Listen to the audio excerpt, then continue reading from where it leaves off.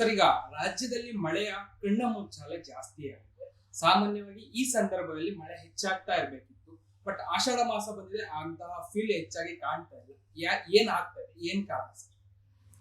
ಮುಂದಿನ ಒಂದು ವಾರದವರೆಗೆ ಮಳೆಯ ಪ್ರಮಾಣ ಕರ್ನಾಟಕ ರಾಜ್ಯದಿಂದ ಕಡಿಮೆ ಇದೆ.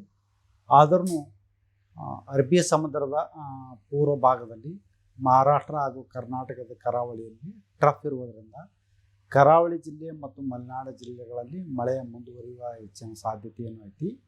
ಉತ್ತರ ಕನ್ನಡ, ಉಡುಪಿ, ದಕ್ಷಿಣ ಕನ್ನಡ, ಶಿವಮೊಗ್ಗ, ಚಿಕ್ಕಮಗಳೂರು ಜಿಲ್ಲೆಗಳಲ್ಲಿ ಮುಂದಿನ 4 ದಿನಗಳವರೆಗೆ ಭಾರಿ ಮಳೆಯಾಗುವ ಸಾಧ್ಯತೆ ಇದ್ದು ಯೆಲ್ಲೋ ಅಲರ್ಟನ್ನು ಕೊಟ್ಟಿದ್ದೀವಿ. ಆದರೆ ಪೂರ್ವದ ಜಿಲ್ಲೆಗಳಲ್ಲಿ ಮಳೆಯ ಪ್ರಮಾಣ ಪೂರಾ ಕಡಿಮೆ ಆಗೈತಿ.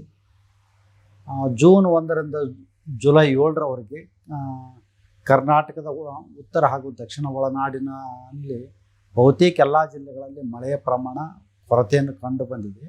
ಆದರೆ ಜುಲೈ 17ರಿಂದ ಜುಲೈ 31ರವರೆಗೆ ಕರ್ನಾಟಕ ರಾಜ್ಯಾದ್ಯಂತ ಮಳೆಯ ಪ್ರಮಾಣ ಏರಿಕೆಯಾಗುವ ಹೆಚ್ಚಿನ ಸಾಧ್ಯತೆ ಇದೆ.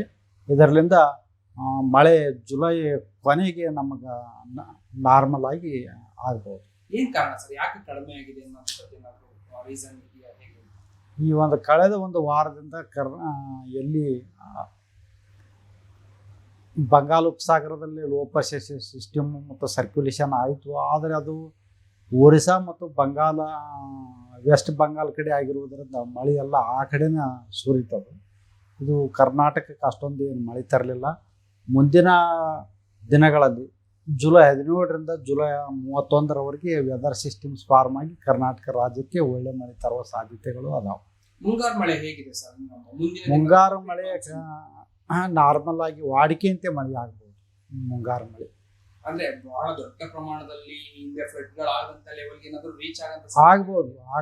ಜುಲೈ 17ರ ಮೇಲೆ ಹೆಚ್ಚಿನ ಮಳೆ ಆಗುತ್ತೆ. ಅದರಿಂದ ಪ್ರವಾಹನೂ ಆಗ್ಬೋದು. ಓಕೆ, ಬೆಂಗಳೂರಿನ ಪರಿಸ್ಥಿತಿ ಸರ್, ಬೆಂಗಳೂರಿನ ಸಿಚುವೇಶನ್ಸ್, ಮಳೆ ಕಂಡೀಷನ್ಸ್ ಹೇಗಿದೆ? ಬೆಂಗಳೂರಿನಲ್ಲಿ ಜೂನ್ 1ರಿಂದ ಜುಲೈ 7ರವರೆಗೆ ಇಲ್ಲಿಯವರೆಗೆ ನೋಡಿದ್ರೆ ಮಳೆ ಕೊರತೆ ಸಾಕಷ್ಟು ಐತಿ. ಬರೀ ಬೆಂಗಳೂರಲ್ಲ, ಬೆಂಗಳೂರು, ಕೋಲಾರ, ತುಮಕೂರು, ಚಿಕ್ಕಬಳ್ಳಾಪುರ, ರಾಮನಗರ ಈ ಜಿಲ್ಲೆಗಳಲ್ಲಿ ಮಳೆ ಕೊರತಿದೆ. ಇನ್ನೂ ಒಂದು ವಾರದವರೆಗೆ ಬೆಂಗಳೂರಿನಲ್ಲಿ ಅಷ್ಟೊಂದೇನು ಮಳೆಗಿಲ್ಲ. ಬೆಂಗಳೂರಿನಲ್ಲಿ ಜುಲೈ 17ರಿಂದನೇ ಮಳೆ ಆಗುವ ಸಾಧ್ಯತೆಗಳದಾವೆ. ಮುಂದಿನ 10 ದಿನಗಳವರೆಗೆ ಅಲ್ಲಲ್ಲಿ ಹಗುರವಾಗಿ ಮಳೆ ಆಗ್ಬೋದು ಬೆಂಗಳೂರಿನಲ್ಲಿ. ಆದರೆ ಅಷ್ಟೊಂದು ಮಳೆ ಆಗಲ್ಲ ಬೆಂಗಳೂರಿನಲ್ಲಿ ಈ ಸದ್ಯದ ಮಟ್ಟಿಗೆ. ವಾಡಿಕೆ ದಾಟುತ್ತೆ ಸರ್ ಬೆಂಗಳೂರಲ್ಲಿ? ವಾಡಿಕೆ ದಾಟ್ಬೋದು ಅಥವಾ ನಾರ್ಮಲ್ ಆಗಿರ್ಬೋದು ಮುಂದೆ. ಆದರೆ ಈಗ ವಾಡಿಕೆಗಿಂತ ಕಡಿಮೆ ಮಳೆ ಈಗ ಇನ್ನೂ ಒಂದು ವಾರದವರೆಗೆ. ಇನ್ನೊಂದು ವಾರದವರೆಗೆ ವಾಡಿಕೆಗಿಂತ ಕಡಿಮೆ. ಪರ್ಟಿಕ್ಯುಲರ್ ರೀಸನ್ ಏನಾದರೂ ಬೆಂಗಳೂರು ವಿಚಾರದಲ್ಲಿ ಇದೆಯಾ ಸರ್? ಇಂಥ ಕಾರಣಗಳಿಗೆ ಈಗ ಆಗ್ತಾ ಇದೆ ಅನ್ನೋದು ಏನಾದರೂ? ಅಂದ್ರೆ ಬಂಗಾಳ ಉಪಸಾಗರದಲ್ಲಿ ಆಂಧ್ರ ಪ್ರದೇಶ ಕೋಸ್ಟು ಮತ್ತು ತಮಿಳುನಾಡು ಕೋಸ್ಟ್ ಹತ್ರ ವೆದರ್ ಸಿಸ್ಟಮ್ಸ್ ಫಾರ್ಮ್ ಆದ್ರೆ ನಮ್ಮ ಕರ್ನಾಟಕದ ಪೂರ್ವ ಜಿಲ್ಲೆಗಳಿಗೆ ಒಳ್ಳೆ ಮಳೆ ತರ್ತಾವೆ.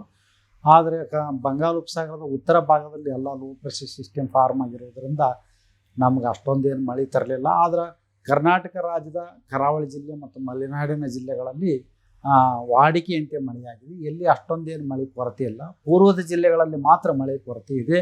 ಮುಂದೆ ಇದು ವಾಡಿಕೆಯಂತೆ ಮಳೆ ಆಗುವ ಸಾಧ್ಯತೆ ಇದೆ ಮುಂದೆ. ಈಗಿನ ಒಂದು 7 ದಿನಗಳವರೆಗೆ ಮಳೆ ಪ್ರಮಾಣ ಪೂರಾ ಕಡಿಮೆ ಇದೆ ಕರ್ನಾಟಕದ ಪೂರ್ವದ ಜಿಲ್ಲೆಗಳಲ್ಲಿ. ಶೀತ ಗಾಳಿ ಇರಬೇಕಿತ್ತು ಈ ಸಂದರ್ಭದಲ್ಲಿ. ಶೀತ ಗಾಳಿ ಏನಾದರೂ ಕಡಿಮೆ ಆಗಿದೆ? ಶೀತ ಗಾಳಿ ಏನಿಲ್ಲ, ಯಾಕಂದ್ರೆ ಉಷ್ಣತೆ ಒಂದು ಸ್ವಲ್ಪ ನಾರ್ಮಲ್ ಆಗೈತಿ. ಬೆಂಗಳೂರಿನಲ್ಲಿ 30 ಡಿಗ್ರಿ ಸೆಲ್ಸಿಯಸ್ ಇರೋದ್ರಿಂದ ಅಷ್ಟೊಂದೇನು ತಂಪು ಗಾಳಿಲ್ಲ. ಮುಂದೆ ಇನ್ನೂ ಒಂದು ವಾರ ತಡೆದು ನೋಡ್ಬೇಕು ನಾವು. 17ರ ನಂತರ ಹವಾಮಾನದಲ್ಲಿ ಸಾಕಷ್ಟು ಬದಲಾವಣೆಗಳನ್ನು ನಾವು ನಿರೀಕ್ಷಿಸ್ಬೋದು.